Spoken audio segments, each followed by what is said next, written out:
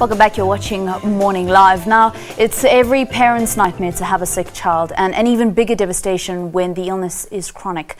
The Red Cross Children's Hospital, together with the Children's Hospital Trust, have embarked on a project of 100 million rand to expand and upgrade the Pediatric Intensive Care Unit at this hospital in Cape Town. So far, the initiative has raised over 90 million rand, and they're just a stone's throw away from reaching their set target. For more on this, we're joined in studio by Professor Mignon McCulloch. She's a Senior ICU Consultant and Pediatrician at the hospital. A very good morning and welcome to Morning Live. Good morning and thank you for having me today.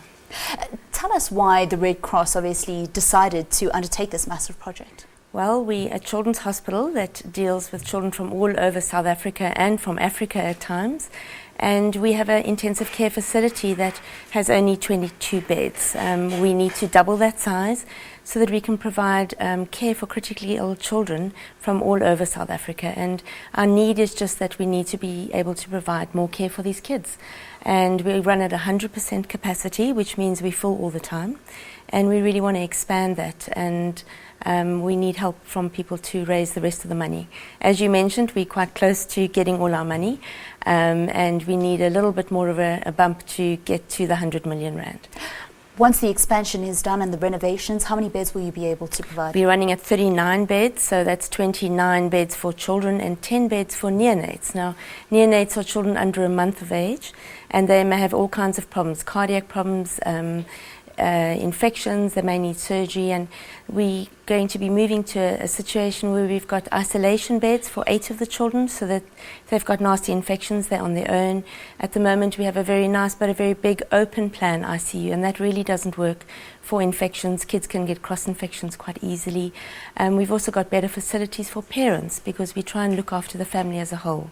And at least it'll be a bit more comfortable for the parents who come and sit at the kids' bedsides for many, many hours at a time. So it's a special hospital. It's funded by the government. The charity is amazing, the Children's Hospital Trust. And we really are a children's hospital that deals for the poorest of the poor. And so everybody gets a centre of excellence where children can really get their lives back, go home, go back to the communities where they come from. So exciting place to work, but can be better with better facilities. You guys have raised over 90 million rand. How long did it take you to achieve that feat? It's taken almost 2 years, and we've been really amazed by the generosity of people around the country, and it's just really amazing that we can actually get so much money so that we can actually build a centre of excellence. So, as I said, the government funds us, but with the Children's Hospital Trust, we can actually have expert equipment, expert facilities, and we have a great team of staff, doctors, nurses, paramedical people, allied health people, and we just work together for the best of the kids that we serve. And I think it's a great place to work. I love working there, but if you've got good facilities that are world class, it just means that the kids get a really good deal, and that's what we're aiming for. Well, construction began in 2015, and you guys are expecting that you're going to be done by 2017, obviously, depending on the funds. But tell us what you have done, and what still needs to be done. So we move into phase 1, which is 15 beds. It's been a really dusty time, as you can imagine. We haven't been able to close any beds. We've carried at full capacity throughout this whole time. And you know what it's like having somebody build in your house or build in your office. It's crazy stuff. But we've got great builders. They've been really considerate of our working situation, and we're really excited to be moving into phase 1, which will be 15 beds, of which 4 will be isolation. So we're super excited, but the second phase will be finished in September next year, provided we get the rest of the money. 22 beds prior to the renovations beginning, moving up to 39, it doesn't sound like too much. Yeah, so to give you some idea, we have 35 intensive care beds in the whole of the Western Cape. So we carry the chunk of that. Johannesburg has, I think, only about 22 beds at the moment themselves, so we really need children's intensive care beds.